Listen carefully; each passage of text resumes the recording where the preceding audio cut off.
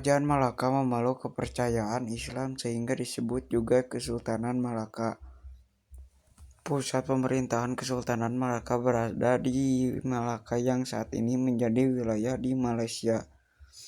Asal mula berdirinya Kesultanan Malaka berasal dari buntut serangan Kerajaan Majapahit di akhir abad ke-14 yang sedang melakukan ekspansi hingga ke Singapura.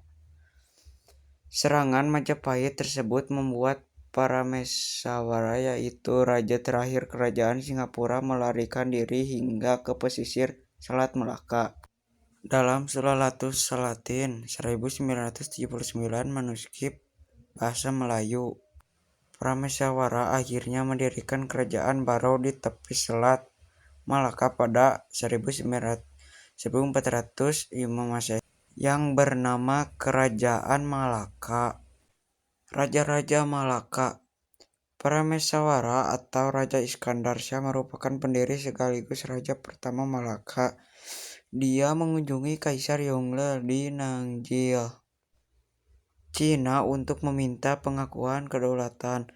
Menurut A Short History of Malaysia 2003, Kaisar Cina pun menyetujui maksudnya Parameswara dan resmi jalin hubungan diplomasi.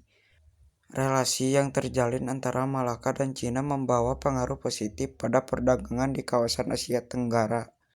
Regenerasi Raja-Raja Malaka terus berlanjut. Berikut nama serta periode kepemimpinan Raja Malaka. Nama-nama Raja Parameswara dari tahun 1405 sampai 1414 Masehi. Megat Iskandar Shah dari tahun 1414 sampai 1424 Masehi. Sultan Muhammad Shah dari tahun 1424 sampai 1444 Masehi.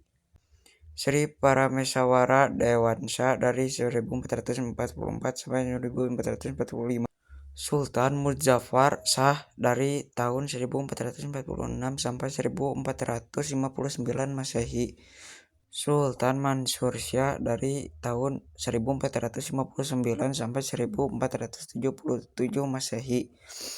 Sultan Alauddin Riyadhsa dari 1477 sampai 1488.